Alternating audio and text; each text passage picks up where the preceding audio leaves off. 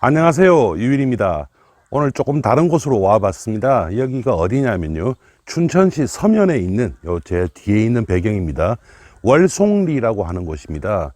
춘천시 서면이라고 하면 춘천에서도 조금 외곽인데 거기서 또 한창 들어오는 곳입니다. 그래서 상당히 고립된 지역인데 이 둘러보면 아주 조용하고, 제가 지금 이 마이크 설치하고 뭐 장소 보고 한다고 최소한 20분 이상 이렇게 시간 보냈는데 한 번도 차는커녕 사람도 한 번 지나간 적이 없습니다.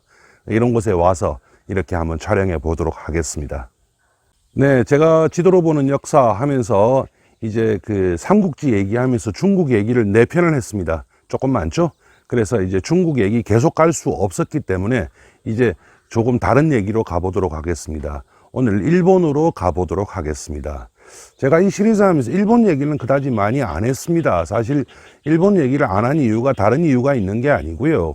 이 시리즈의 내용상 지도를 볼 때만 이해가 될 수 있든지 또는 지도를 볼 때 훨씬 더 잘 이해가 되는 것을 중심으로 하고 있거든요. 근데 일본사를 이렇게 쭉 보니까 꼭 지도를 봐야만 한다 이런 것이 그렇게 많지가 않더라고요. 그래서 아무래도 숫자가 좀 적어지는 것입니다. 다른 이유는 없습니다. 그래서 오늘은 일본과 우리나라 사이에 해로하고 관련된 건데 이것이 사신들이 다녔던 길을 한번 알아보도록 하겠습니다. 우리가 역사를 배우면 일본 역사에서 견당사, 견수사 이런 얘기 많이 들어보셨을 겁니다.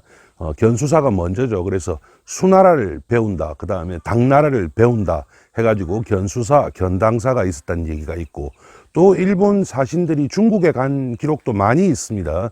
그리고 우리나라와 일본 간에 왔다 갔다 한 기록도 있는데 이상하게도 우리나라 역사책에도 그렇고 일본 역사책에도 그다지 많이 안 나오는 것이 견신라사입니다. 그러니까 신라, 아무래도 뭐 좀 배울 게 있지 않았겠어요, 신라가 일본 입장에서.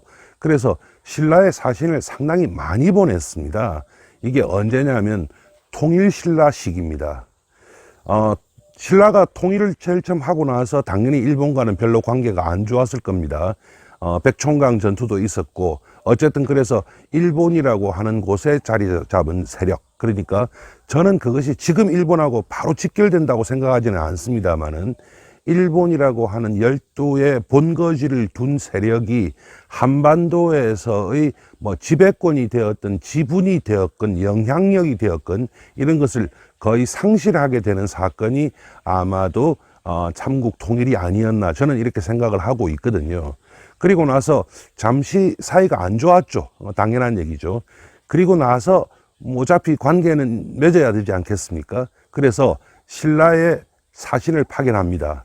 이게 보면 어떨 때는 뭐 1년에 한 번씩 올 때도 있고, 뭐 어떨 때는 또 조금 길게 중간에 텀을 두고 올 때도 있는데 평균적으로 3에서 5년 정도는 쭉 옵니다. 언제부터 오느냐 하면 신라가 삼국을 통일하고 나서, 그러니까 태종무예랑 문무왕이 있고 나서 그 밑에 신문왕이 있었죠. 그때부터 오기 시작을 합니다. 그래가지고 나중에 신라 말기까지 오고 있는데 이것을 우리가 견신라사라고 합니다. 그래서 이 견신라사들이 어떤 길을 통해서 왔는가, 그리고 또 그 길을 되짚으면 우리나라에서 일본으로 갔던 사신들은 어떤 길을 갔던가 하는 것을 아실 수 있을 것입니다. 이제 지도 보면서 하나하나 알아보시죠. 네, 그럼 이제 지도 보면서 한번 얘기해 보시죠. 이제 그 당시에 신라가 삼국을 통일을 하고 나서 아마도 요 지금 평양 요 바로 밑에까지 여기까지는 신라가 충분히 이제 힘을 발휘하고 있었을 것이고, 일본은 그 당시에 외라고 하는 나라였는데 이 나라가 삼국 통일 때문에 일본 열도 내에서 어떤 세력 변화는 별로 아마 없었을 겁니다. 그런데 견신라사가 과연 얼마나 이제 많이 갔었는가에 대해서 이제 한번 보면요, 제가 일본 자료를 보니까 지금 이렇게 나와 있습니다. 견신라사 일남이라고 이제 해놓고 제일 먼저 668년에 출발을 하죠. 백제가 멸망한 게 660년입니다. 그 다음에 백총강 전투가 663년인가 그렇죠. 그리고 나서 불과 한 5년 있다가부터 신라의 어떤 식으로든 가기 시작을 합니다. 그리고 그 기록들이 지금 여기에 출전이라고 있지 않습니까? 보면 일본 서기에서부터 시작을 해가지고 가끔 삼국 사기가 나오고 또 이제 내려가다 보면 또 여기 삼국 사기가 나오지 않습니까?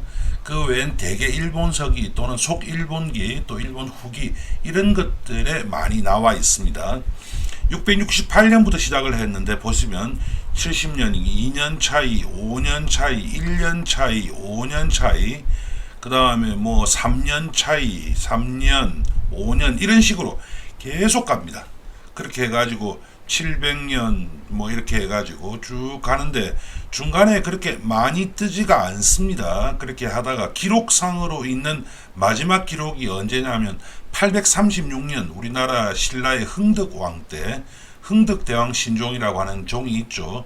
흥덕왕 때 그때 이제 일본은 임명천왕 때인데 이때 기록으로는 이때가 이제 마지막으로 이제 남아 있는데 요때 내용을 보면은 조금 서로 간에 조금 불화가 있었던 것 같이 보입니다. 어쨌든 좀 기분이 좋았을 때도 있고 나빴을 때도 있거든요.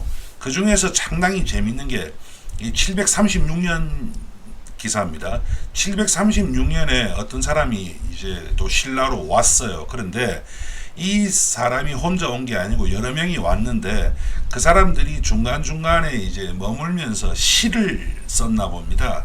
아마도 이제 시르면서 동시에 노래겠죠. 근데 그것이 어디에 나와 있느냐 하면 만요슈 그러니까 만엽집이라고 하는 일본 그 시가집에 남아 있습니다.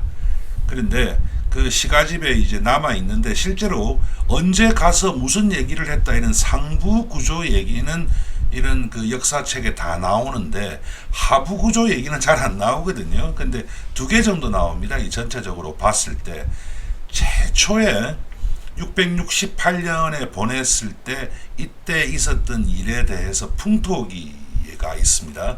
풍토기에 이제 배를 어떻게 만들었다 하는 내용이 나옵니다. 그 다음에 방금 말씀드렸던 736년 때는 자기들이 그 노래를 이래 불렀고 그 노래가 중간중간에 우리가 여기에 왔더니 어떻더라 하는 얘기들이 나옵니다. 그것 때문에 항로를 알 수 있게 되는 겁니다. 그래서 어떻게 왔느냐 그리고 거꾸로 되짚으면 또 우리나라 사신들이 일본으로 갔던 길이기도 하겠죠. 예, 그런데 우리나라도 사실은 이러한 것이 있었죠. 요거보다 조금 뒤긴 한데 신라 그 진성여왕 당시에 3대목이라고 하는 그 당시에 있었던 향가들을 쭉 집대성한 그래서 진성여왕과 뭐 어떤 관계인가에 대해서 말이 많은 각간 위홍이라는 사람하고 그 다음에 대구화상이라고 하는 어떤 그 불교 승려가 그런 책을 썼다라고 남아 있는데 중요한 거는 우리나라는 그게 지금 남아 있지가 않고요. 일본은 물론 그때 쓴 거는 안 남아 있습니다만 그 이후에 그것이 필사를 계속 해가면서 내려와 가지고 지금도 다 남아 있습니다.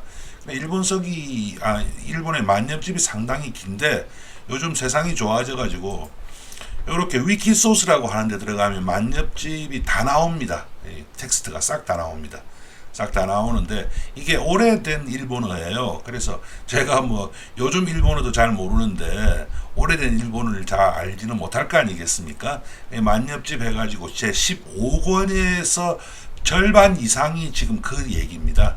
그래서 보면은 원래 원문이 나오는데 이 원문은 일본 사람도 고문을 전공한 사람이 아니면 읽기 어렵습니다. 그래서 요 밑에 보면은 이게 어떤 뜻이다 하는 것을 이렇게 설명을 이렇게 쭉 하고 있거든요. 그리고 읽을 때는 이렇게 읽어라 라고 하고 그 외에 필요한 부분들이 이렇게 쭉 다 설명이 나오고 참고로 이 만엽집은 우리나라에서도 완역이 돼서 발간이 되어 있습니다. 그런데 지금 절판돼 가지고 이북으로만 판매를 하고 있다고 하네요.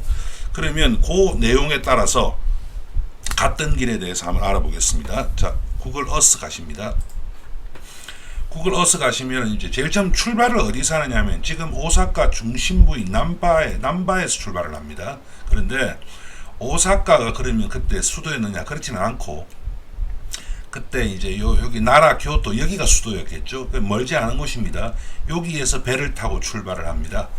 배를 타고 출발을 해가지고 남바가 지금은 오사카의 아주 중심이고 그리고 뭐 고층 건물이 뭐 대단합니다만 오사카 항을 보시면요, 오사카 만입니다.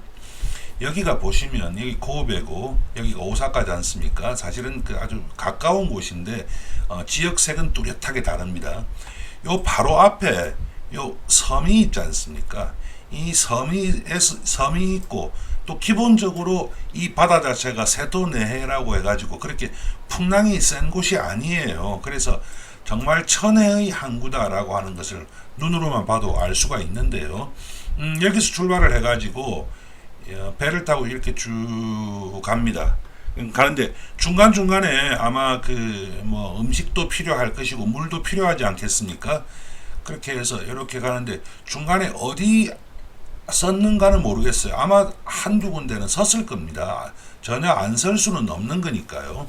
그렇게 해가지고 이렇게 쭉 가다가 어디로 가느냐 하면요, 히가시 히로시마, 그러니까 지금은 이제 지금 지명으로 얘기를 합니다. 히로시마 동쪽에 있는 히가시 히로시마라고 하는 곳이 있습니다. 여기에 보면 아마 나올 텐데, 여기가 히가시 히로시마일 거예요. 여기 어디에서 한번 이제 서나 봅니다. 서가지고 거기에서 뭔가 그 보급을 받겠죠. 그리고 또 계속 갔을 겁니다. 쭉 가다가 어디 가느냐 하면요, 이번에는 이제 섬에서입니다. 그래서 여기 쿠라시지마라고 있는데 요 섬에 이제 섭니다. 요 섬에 서가지고 뭔가 또 보급을 받았겠죠. 그러면 이때까지 온 길만 본다면은 여기서 출발을 해가지고 아마 요렇게 갔을 것이고 요렇게 해가지고 여기까지 지금 온 겁니다. 그리고 나서 이제 어디로 가느냐 하면 당연히 이리 가야 되지 않겠어요? 근데 요것도 그냥 통과하기가 쉽지가 않았겠죠. 그렇게 해가지고 여기에 나카츠라고 하는 데 있지 않습니까? 나카츠 여기에 선다고 기록이 나와 있습니다. 그 다음에 나카츠에 서고 나서는 이 사람들이 요렇게 해가지고 지금 이게 그 해저 지형 때문에 붙어 있는 것 같이 보이지만 사실은 이게 떨어져 있는 섬입니다. 그래서 요 관문 해협이죠. 요 관문 해협을 이렇게 통과했을 겁니다. 그리고 나서는 나름 좀 먼 길을 가야 되지 않습니까? 여기까지는 언제라도 배가 이제 땅에 붙을 수 있지만 이제 조금 먼 길을 가야 되기 때문에 여기서 준비를 좀 해야 될 겁니다. 그렇게 해가지고 간 곳이 어디냐면 후쿠오카입니다. 이제 홍로관이라고 하는 곳인데 그 당시에는 이제 홍로관이라고 이제 하지 않았습니다. 지금은 이제 고루칸이라고 해가지고 원래 후쿠오카에 가면 다자이후라고 하는 데가 있습니다. 여기가 일본 입장에서 조선 한반도나 아니면 중국에서 온 사신들을 여기에서 머물게 했습니다. 그리고 나서 빨리 연락을 이제 보내가지고 오사카 쪽으로 왔는데 만나실래요? 그러면 그래 만나자 이러면 여기서 다시 출발을 하고 또는 나중에 에도 시대 때는 지금의 동경까지 출발을 하고 아니면 뭐 그냥 여기서 적당히 돌려 보내고 했던 곳입니다. 그런데 요 다자이후라고 하는 곳이 서로 그 기능이 이전되기 전에는 후쿠오카의 하카타만 요 중심에 있었어요. 거기가 어디냐면 노코노시마라고 하는 곳입니다. 노코노시마 조그만 섬이라서 볼 것도 없어요. 그래서 노코노시마에 가면 사진이 있는데 요게 이제 노코노시마입니다. 조그만 섬이죠. 지금은 그래도 이만큼이라도 좀 녹음이라도 우거져 있지 그 당시에 이게 어땠을지도 모르겠어요.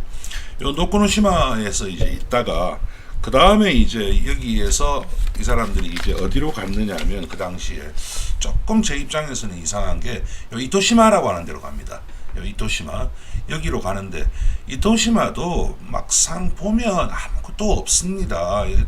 그야말로 아무것도 없는 섬인데 여기입니다. 물론 여기 이토시마는 아니고 이토시마에 있는 두 개의 작은 이게 푸부암이라고 하는 곳입니다. 푸부암이라고 하는 곳인데 여기로 간다고 기록이 나와 있습니다. 이토시마로 가고 나서는 그 다음에 이제 간 곳이 카시와지마라고 하는 데가 있습니다. 카시와지마라고 하는 데로 이제 갔다가 여기에서 카시와지마가 어디냐면요 여기거든요. 카라스 있는 요 부분입니다. 여기로 갔다가 여기에서 이제 별로 멀지 않죠. 멀지 않아 가지고 여기로 갑니다. 이키섬으로. 이키섬으로 가고 나서 그 다음 길은 뭐 뻔하죠. 스시마로 가야죠. 대마도 여기로 갑니다. 그 다음에 이제 문제인데 과연 여기에서 조금 이제 줄여보죠. 이 사람들이 스시마에서 여기 이제 지금 부산 부근 김해 마산 이쪽으로 가기는 아마 아주 쉬웠을 겁니다. 그런데 이쪽에 경주 포항 이쪽으로 갔을 수도 있거든요. 어느 쪽으로 갔을까? 제 생각에는 마산 이쪽으로 갔을 거라고, 마산이나 김해 이쪽으로 갔을 거라고 생각합니다. 왜냐하면 여기로 가는 사람들은 어떤 사람들이냐면,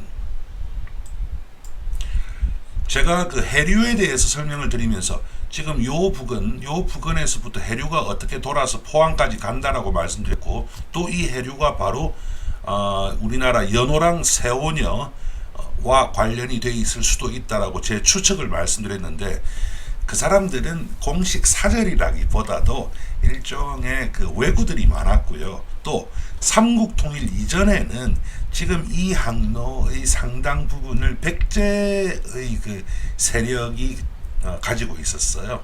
근데 지금 얘기하는 것은 삼국 통일 이후지 않습니까? 신라는 더 이상 백제의 눈치를 볼 필요는 없었을 겁니다. 그래서 그때는 억지로 여기서 이렇게 가가지고 또 여기서 육로를 한창을 가야 되죠. 그렇게 가느니 여기를 통해 가지고 아주 공식적인 길로 이렇게 가는 것이 말이 맞다라는 거죠. 이때 갔던 사시는 이제 잘 갔다가 돌아오다가 객사를 해요. 어디서 객사를 하느냐 하면 여기 대마도에서 죽습니다. 왜 죽었을까요? 재미있는 얘기가 있는데 이 사람 때문이라고, 그 당시에는 이제 방역에 대해서 지금만큼 몰랐죠. 그런데 어쨌든 한 사람은 죽었고 다른 사람들은 다시 돌아갔을 거 아니겠습니까?